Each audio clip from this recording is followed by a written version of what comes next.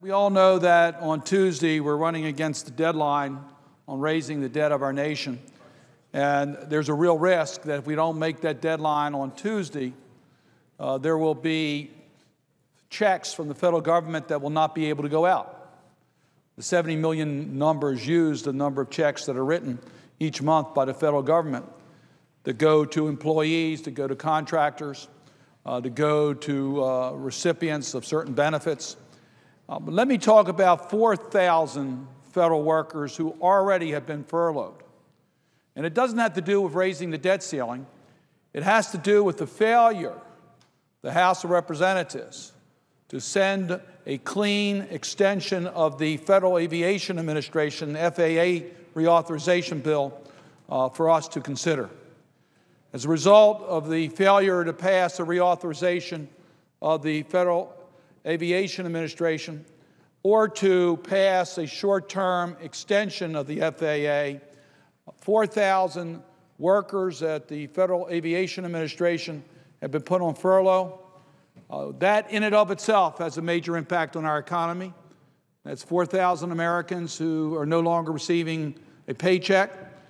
It affects people that work for the FAA in such fields as safety engineers, computer scientists, aeronautics engineers, physical scientists, and the list goes on and on, jeopardizing the progress that we've made in keeping our airways safe and jeopardizing the convenience to those who travel by air. Many of those workers live in the state of Maryland, so it's having a direct effect on the state that I have the honor of representing in the United States Senate.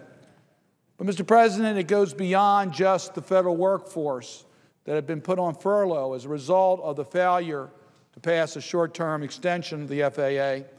It also goes to construction contracts that are funded through the aviation funds. In many airports around the nation, there have been now stop orders on construction of runways, construction of towers, constructions of other improvements that are important to keep our airports modern and safe and convenient and handling the increased number of air passengers. But let me tell you, yes, it affects those large contractors who were doing work for the federal government. It's going to affect their payrolls. It's going to affect their workforce. But it also affects a lot of small businesses in Maryland and around the nation. Let me just give you one example. Chappie Corporation is an electrical and mechanical operation small business specializing in airport landing and systems and lighting. Chappie Construction is the lead contractor implementing BWI, the main airport in Maryland, ASDE-X project, a runway safety mechanism that enables air traffic controllers to detect potential runway conflicts by providing detailed coverage of movement on runways and taxiways. Well, for the safety of all of us, I would hope that we would want to move forward with that type of improvements in our major airports in the nation, including the one in which most Marylanders use, BWI Airport. Chappie Construction Corporation has been told to stop work on this important aviation safety project and decreasing their value and making it more difficult to make payroll. It's already tough for small companies out there today. And now, because of the failure of the House to send over to us a clean extension of the FAA bill, which we've done many times in the past, we have a company like Chappie, which is running the risk of its strength to continue, of its current workforce, and to do important work at an airport on safety.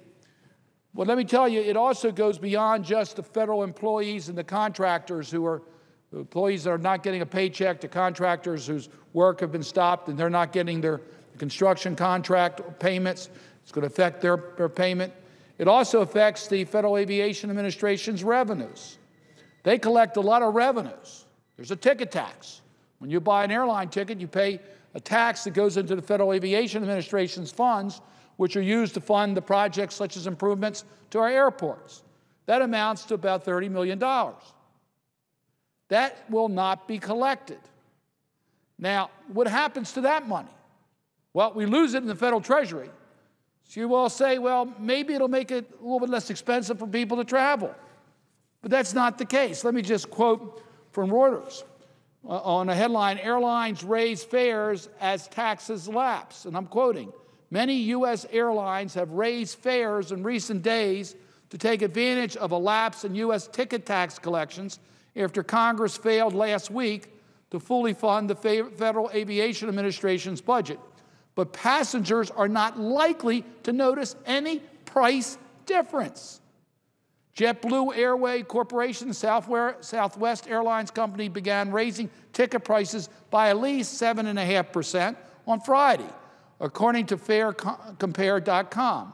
Other airlines, such as Delta Airlines, United Continental Holding, Inc., boosted prices on Saturday, end quote.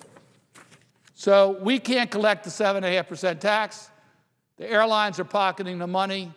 The people who are purchasing tickets are still paying the same amount, even though none of that money is going to improve our airports. It makes no sense whatsoever.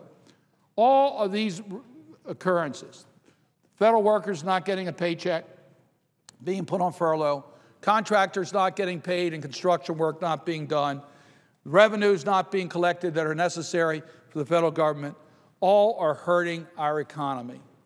All are making it more difficult for our recovery. Now, why is this happening? Well, the reason, quite frankly, is that we have not been able to pass the reauthorization bill. Well, let me tell you, the House passed, we passed the reauthorization bill early this session. The Senate did.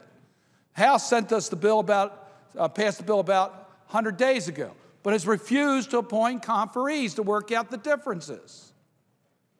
And then the House sends us over, because we didn't meet the deadline, an extension bill that includes a partisan labor provision, an anti-labor provision. Now, that should never be in an extension bill. Shouldn't be in any legislation. But it should be negotiated between the conferees, between the House and Senate, so we can get a reauthorization bill done. They shouldn't use an extension bill in order to get that done. And that's what they've done. As a result, we had the consequences of federal workers being furloughed, contractors not being paid, and revenues necessary for airport improvement not being collected. Well, what should we do? What do we need to do? Well, we need to first pass a short-term extension, what we call a clean short-term extension, without these killer amendments attached to it, to allow our workforce to be able to work and get their paychecks, to allow contractors to continue the work that they're doing, and the government to collect the revenues necessary to keep our airports modern. That's the first thing we should do. And then secondly, Mr. President, we need to negotiate in good faith between the House and Senate conferees so that we can pass the Federal Aviation Administration reauthorization bill. That bill contains many very important provisions, including what we call Next Gen, which is the way in which we can operate our air service in a much more efficient way, using less fuel, less time, and helping our economy. The FAA Reauthorization bill is estimated to create hundreds of thousands of jobs for our country. We need to get that done. So we need to negotiate the bill, get that done, and all that will help create more jobs for our community. So I urge my colleagues, particularly those in the House, to send us a clean extension bill, negotiate in good faith. Let's get the FAA bill done.